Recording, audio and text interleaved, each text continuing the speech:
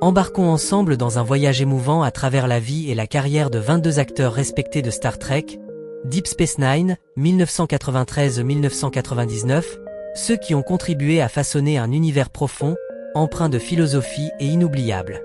De leur rôle emblématique à leur parcours de vie inspirant, nous leur rendons hommage non seulement pour ce qu'ils ont incarné à l'écran, mais aussi pour l'héritage qu'ils laissent dans le cœur des fans à travers les générations.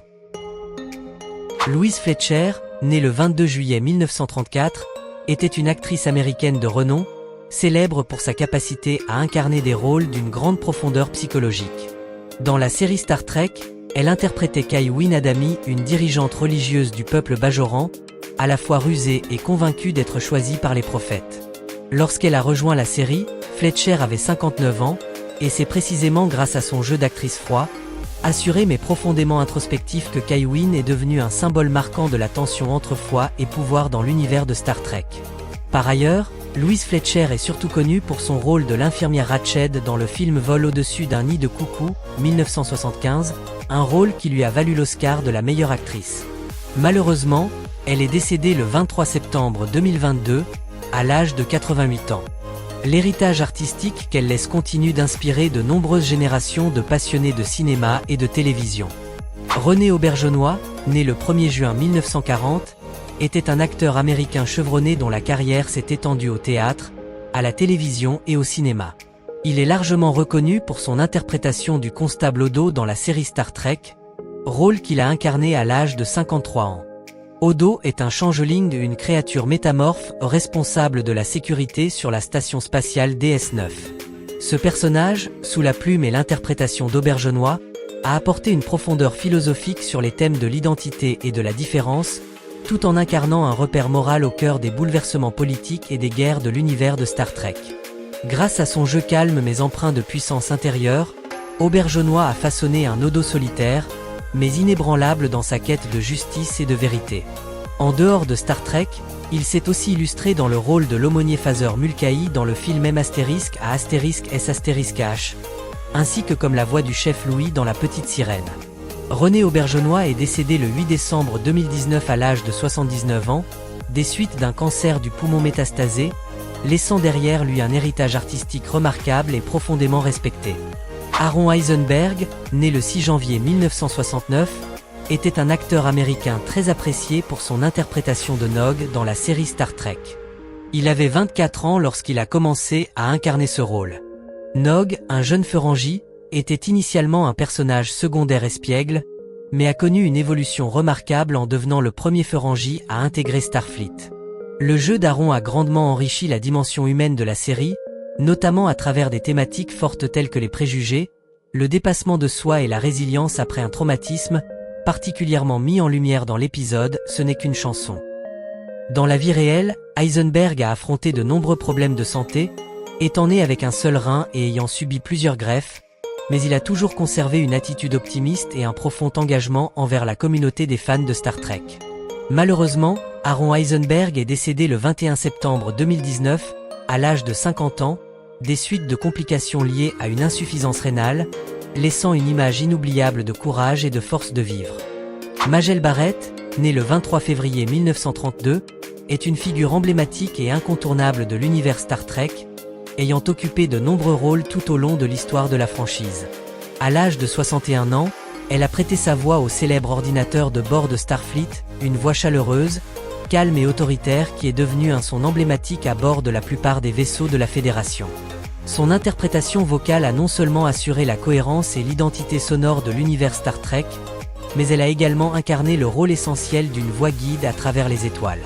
En plus de cela, elle est également connue pour avoir interprété l'infirmière Christine Chapel dans la série originale et Lwaxana 3 dans Star Trek, La Nouvelle Génération. Épouse du créateur Gene Roddenberry, elle a poursuivi la préservation de son héritage après sa mort. Majel Barrett s'est éteinte le 18 décembre 2008 à l'âge de 76 ans, des suites d'une leucémie, laissant derrière elle une empreinte immortelle dans le cœur des fans du monde entier. John Colicos, né le 11 décembre 1928, était un acteur canadien reconnu pour sa voix grave distinctive et sa présence puissante à l'écran. Il a marqué l'univers de Star Trek en incarnant Kor, un légendaire guerrier Klingon dans plusieurs épisodes de la série Deep Space Nine, de 1994 à 1998, alors qu'il avait entre 66 et 70 ans.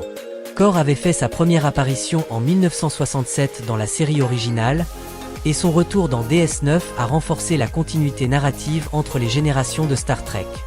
Dans l'épisode Encore une fois dans la brèche, il interprète un vieux guerrier se lançant dans une dernière bataille, illustrant l'essence même de l'honneur Klingon, vivre et mourir avec dignité.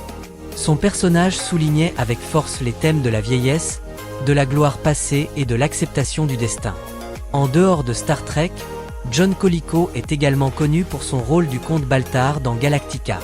Il est décédé le 6 mars 2000 à l'âge de 71 ans, des suites de plusieurs crises cardiaques, laissant derrière lui un héritage artistique empreint de grandeur et de noblesse. Brock Peters, né le 2 juillet 1927, était un acteur américain chevronné, dont la carrière au cinéma et à la télévision fut marquée par des rôles puissants et empreints d'humanité. Dans Star Trek, il incarnait Joseph Sisko, le père du capitaine Benjamin Sisko de 1996 à 1999, alors qu'il avait environ 69 ans. Son interprétation apportait une touche de chaleur et de profondeur émotionnelle à la série, en dépeignant un père calme, affectueux et solide, véritable pilier moral pour son fils face aux tempêtes de l'existence. Bien plus qu'un simple chef cuisinier dans un restaurant créole de la Nouvelle-Orléans, Joseph Sisko symbolisait les liens familiaux indéfectibles dans un univers de science-fiction souvent froid et impersonnel. En dehors de Star Trek, Brock Peters s'est illustré dans un rôle bouleversant. Celui de Tom Robinson, un homme noir accusé à tort, dans le film classique du Silence et des Ombres, 1962, un plaidoyer poignant contre l'injustice raciale. Il est décédé le 23 août 2005, à l'âge de 78 ans, des suites d'un cancer du pancréas, laissant derrière lui un héritage artistique profondément humain et engagé. Joseph Ruskin, né le 14 avril 1924, était un acteur américain vétéran dont la carrière s'est étendue sur plus d'un demi-siècle. Dans Star Trek, il a incarné Tumek, un ancien Klingon sage et conseiller spirituel entre 1994 et 1996, alors qu'il avait environ 70 ans. Tumek représentait les valeurs de tradition et d'honneur au sein de la culture klingone, enrichissant considérablement l'univers complexe et multiculturel de Star Trek. Grâce à sa prestance calme et sa voix imposante, Ruskin a donné vie à un personnage empreint de philosophie, permettant au public de mieux comprendre la dimension spirituelle de cette race de guerriers. Fait remarquable, il fut l'un des rares acteurs à apparaître dans plusieurs séries Star Trek, de la série originale jusqu'à Voyager et Enterprise, témoignant de son attachement durable à cette saga légendaire. Joseph Ruskin est décédé le 28 décembre 2013 à l'âge de 89 ans, laissant une empreinte durable dans le cœur des amateurs de science-fiction du monde entier. Gregory Sierra, né le 25 janvier 1937, était un acteur américain d'origine portoricaine, reconnu pour son jeu intense et nuancé. Dans Star Trek, il a interprété Antec 1 au responsable de l'Ordre Obsidien, l'agence de renseignement redoutée des Cardassiens dans l'épisode Seconde Peau en 1994, à l'âge d'environ 57 ans. Bien que sa présence à l'écran ait été brève, le personnage d'Antec, sous les traits de Sierra, a su instaurer une atmosphère de tension oppressante, contribuant à approfondir les dimensions politiques et psychologiques de la série, notamment à travers les intrigues complexes et les manipulations. Caractéristiques de l'univers cardassien. En dehors de Star Trek, Gregory Sierra s'est illustré par ses rôles marquants dans les séries Sanford and Son et Barney Miller, démontrant une grande polyvalence entre la comédie et le drame. Il est décédé le 4 janvier 2021, à l'âge de 83 ans, des suites d'un cancer, laissant derrière lui une carrière riche en émotions et une empreinte durable dans le cœur des amateurs de télévision et de cinéma. Tony Todd, né le 4 décembre 1954, était un acteur américain célèbre pour sa voix grave et résonnante ainsi que pour son style de jeu profondément émotionnel. Dans Star Trek, il incarna Jake Sisko adulte dans l'épisode emblématique, Le Visiteur, 1995, à l'âge de 41 ans. Ce rôle demeure l'un des récits les plus émouvants de toute la saga, dépeignant un Jake vieillissant, consumé par la douleur et l'espoir, déterminé à sauver son père prisonnier d'une anomalie temporelle. Tony Todd a insufflé au personnage une intensité émotionnelle sincère et bouleversante, marquant durablement les spectateurs et affirmant ainsi sa place dans l'univers de Star Trek. En dehors de Star Trek, Tony Todd est également largement reconnu pour son rôle iconique dans la saga d'horreur Candyman, et pour des dizaines de rôles secondaires marquants au cinéma comme à la télévision. Tragiquement, il est décédé le 6 novembre 2024, à l'âge de 69 ans, laissant derrière lui un héritage artistique riche, respecté et inoubliable. Michael Ansara, né le 15 avril 1922, était un acteur américain d'origine syrienne reconnu pour son jeu puissant et son charisme naturel. Dans Star Trek, il apparaît en 1994 dans le rôle de Jeyal, un diplomate tavenien, dans l'épisode « La Muse », à l'âge de 72 ans. Bien que brève, son interprétation du personnage de Jeyal a marqué les esprits par sa rigidité et ses vues conflictuelles sur la tradition et la maternité, contribuant à illustrer la richesse culturelle de l'univers Star Trek. Toutefois, Michael Ansara est surtout connu pour son rôle emblématique de Kang, un légendaire guerrier Klingon, apparu pour la première fois dans Star Trek, la série originale, puis revenu dans Deep Space Nine et Voyager, faisant de lui l'un des rares acteurs à traverser plusieurs générations de Star Trek. Il a également prêté sa voix au célèbre personnage de Monsieur Freeze dans la série animée Batman. Michael Ansara est décédé le 31 juillet 2013 à l'âge de 91 ans des suites de complications liées à la maladie d'Alzheimer, laissant derrière lui un héritage durable dans le monde de la télévision et de l'animation. William Schaller, né le 6 juillet 1922, fut l'un des visages emblématiques de la télévision américaine, avec une carrière s'étendant sur plus de 60 ans. Dans Star Trek, il apparaît en 1993 dans le rôle de Varani, un chef d'orchestre et compositeur bajoran dans l'épisode « Le Sanctuaire », à l'âge de 71 ans. Bien que son apparition soit brève, le personnage de Varani apporte une dimension artistique et humaine, illustrant la renaissance culturelle du peuple bajoran après une occupation brutale.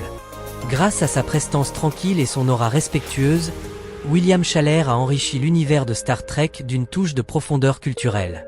En plus de Deep Space Nine, il était déjà apparu dans Star Trek, la série originale, dans le rôle d'un fonctionnaire de la Fédération, soulignant sa connexion à travers les générations de la franchise.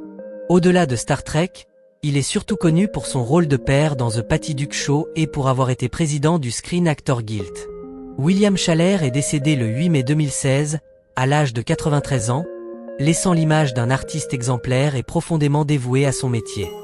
Bernie Casey, né le 8 juin 1939, était un artiste américain aux multiples talents, ayant d'abord été joueur professionnel de football américain avant de se tourner vers le métier d'acteur. Dans Star Trek, il incarne Calvin Hudson, un officier de Starfleet et vieil ami du capitaine Benjamin Sisko dans l'épisode « Le Maquis », diffusé en 1994, à l'âge de 55 ans.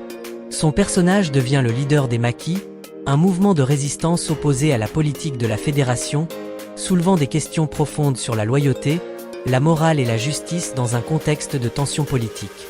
Avec son allure imposante et sa voix affirmée, Bernie Casey livre une performance nuancée, capturant parfaitement le tiraillement intérieur d'un homme autrefois fidèle à un système qu'il ne peut plus approuver. En dehors de Star Trek, il s'est illustré dans des rôles marquants tels que Revenge of the Nerd, I'm Gonna Jiyusuka, ainsi que dans le James Bond Jamais Plus Jamais. Bernie Casey est décédé le 19 septembre 2017 à l'âge de 78 ans des suites d'un AVC, laissant une empreinte durable dans les mondes du sport et de l'art. Dick Miller, né le 25 décembre 1928, fut l'un des visages les plus familiers du cinéma américain, notamment dans les genres de l'horreur et de la science-fiction. Dans Star Trek, il apparaît en 1995 dans le rôle de Vin, un agent de sécurité méfiant et rigide, dans le double épisode « Le passé recomposé », à environ 66 ans. Le personnage de Vin incarne une vision conservatrice, distante et insensible de la société terrestre du futur proche, soulignant les avertissements sociaux de la série concernant l'inégalité économique et la décadence morale. Grâce à sa voix reconnaissable et son jeu naturel, Dick Miller livre une performance modeste mais marquante, contribuant à la portée philosophique de l'épisode. En dehors de Star Trek, il est célèbre pour ses rôles dans des films cultes comme Gremlin, Terminator, et A Bouquet of Blood, collaborant régulièrement avec le réalisateur Joe Dante. Dick Miller est décédé le 30 janvier 2019 à l'âge de 90 ans, laissant derrière lui un vaste héritage cinématographique et une place particulière dans la culture populaire. William Lucking, né le 17 juin 1941, était un acteur américain reconnu pour sa carrure imposante et son charisme brut, souvent choisi pour incarner des militaires, des cow-boys ou des guerriers. Dans Star Trek, il interprète Furel, un ancien combattant bajoran ayant lutté aux côtés de Kira Nerys durant la résistance contre les Cardassiens, dans plusieurs épisodes diffusés entre 1995 et 1996, alors qu'il avait environ 54 ans. Bien que son temps à l'écran soit limité, le personnage de Furel symbolise l'esprit combatif et la résilience du peuple bajoran, tout en approfondissant le passé complexe et l'évolution psychologique de Kira. Grâce à son jeu robuste et authentique, Luking a donné une véritable épaisseur humaine à son rôle, mettant en valeur les thèmes du sacrifice et de la loyauté dans la série. En dehors de Star Trek, il est surtout célèbre pour son interprétation de Piney Winston dans la série Sons of Anarchy. William Luking est décédé le 18 octobre 2021 à l'âge de 80 ans, laissant dans les mémoires l'image d'un acteur intègre incarnant la force et la droiture. Edward Albert est né le 20 février 1951. Acteur américain issu d'une lignée artistique, il était le fils du célèbre comédien Eddie Albert. Dans Star Trek, il apparaît en 1993 dans le rôle de Zera, un responsable bajoran du gouvernement provisoire, à l'âge de 42 ans. Le personnage de Zera incarne un politicien indécis et pragmatique, dans un contexte politique chaotique sur Bajor après la guerre, reflétant ainsi les conflits internes et les difficultés de reconstruction d'une civilisation meurtrie. Bien qu'il n'apparaisse que dans un seul épisode, l'interprétation d'Edward Albert contribue à souligner la complexité et la profondeur politique caractéristique de Star Trek, Deep Space Nine. En dehors de Star Trek, il s'est fait connaître grâce à son rôle principal dans Les Papillons sont libres, 1972, une performance qui lui a valu une nomination au Golden Globe et révélé un talent précoce. Malheureusement, Edward Albert est décédé le 22 septembre 2006, à l'âge de 55 ans, des suites d'un cancer du poumon. Il laisse derrière lui une carrière certes brève, mais marquée par des rôles profonds et émouvants. James Darren est né le 8 juin 1936. Chanteur et acteur américain, il fut l'un des véritables idoles des adolescents dans les années 1960. Dans Star Trek, il apparaît à partir de 1998 dans le rôle de Vic Fontaine, un chanteur de boîte de nuit holographique au style Las Vegas classique, alors âgé d'environ 62 ans. Le personnage de Vic ne se contente pas d'apporter une touche de divertissement à la série. Il joue également le rôle de mentor spirituel, aidant des personnages comme Odo et Nog à affronter l'amour, les traumatismes et le processus de guérison. Avec sa voix chaleureuse et son élégance naturelle, James Darren insuffle à Star Trek Deep Space Nine une nostalgie empreinte d'humanité, équilibrant subtilement technologie et émotion dans cet univers futuriste. En dehors de la série, il est également célèbre pour ses tubes comme Goodbye Cruel World et pour son rôle principal dans le film JJ. James Darren s'est éteint le 2 septembre 2024 à l'âge de 88 ans, laissant derrière lui un héritage musical et cinématographique qui a enchanté plusieurs générations. Kenneth Tobey est né le 23 mars 1917 et reste l'un des visages emblématiques du cinéma américain, notamment dans les films de science-fiction classiques des années 1950. Dans Star Trek, il incarne Rurigan, un vieil homme solitaire vivant dans un village apparemment paisible, qui s'avère être en réalité un programme holographique qu'il a lui-même créé pour préserver la mémoire de son monde natal, détruit par le Dominion. Il apparaît dans l'épisode Shadowplay en 1994, à l'âge de 77 ans. Le personnage de Rurigan offre l'un des récits les plus émouvants et profonds de la série, explorant les thèmes de la perte, de la mémoire et du besoin humain de lien et d'appartenance. Grâce à son jeu subtil, Tobey dépeint un homme hanté par le passé, mais profondément bienveillant. En dehors de Star Trek, il est surtout connu pour son rôle principal dans La chose d'un autre monde, 1951, un classique du genre science-fiction.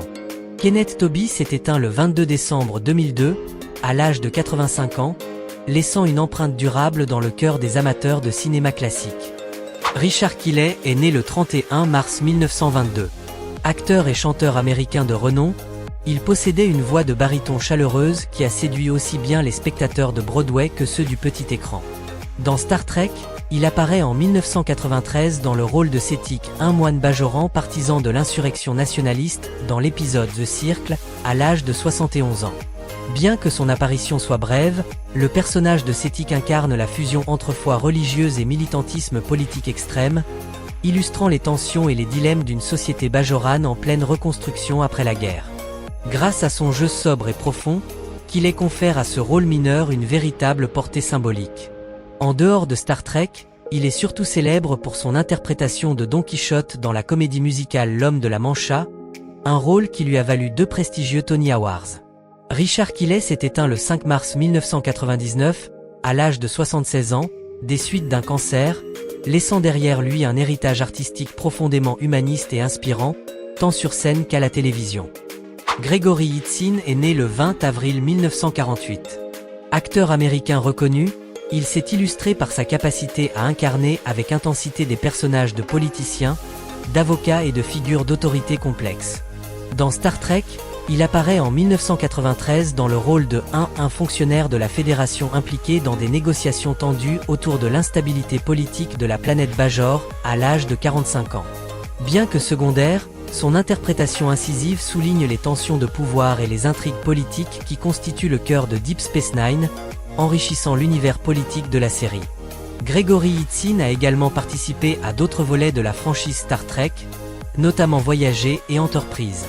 En dehors de cet univers, il est surtout connu pour son rôle du président Charles Logan dans la série 24 heures chrono, une performance saluée qui lui a valu une nomination aux Emmy Awards et qui reste l'un des antagonistes les plus marquants de la télévision américaine. Gregory Itzin s'est éteint le 8 juillet 2022 à l'âge de 74 ans, des suites de complications post-opératoires, laissant derrière lui une carrière impressionnante et de nombreux rôles inoubliables. Barry Jenner est né le 14 janvier 1941. Acteur américain reconnu pour son allure sérieuse et son jeu naturel, il a marqué de nombreuses séries télévisées populaires. Dans Star Trek, il incarne l'amiral William Ross I, haut responsable de Starfleet à partir de 1997, alors qu'il avait 56 ans. Son personnage joue un rôle essentiel dans l'arc narratif de la guerre contre le Dominion, illustrant les lourdes pressions stratégiques et morales auxquelles sont confrontés les dirigeants militaires de la Fédération en temps de conflit. L'amiral Ross incarne un équilibre subtil entre pragmatisme et idéalisme, ajoutant une profondeur complexe au dilemme des prises de décision en période de crise. En dehors de Star Trek, Barry Jenner s'est illustré notamment dans les séries Côte Ouest et La vie de famille. Il est décédé le 9 août 2016 à l'âge de 75 ans, des suites de complications liées à un cancer de la prostate.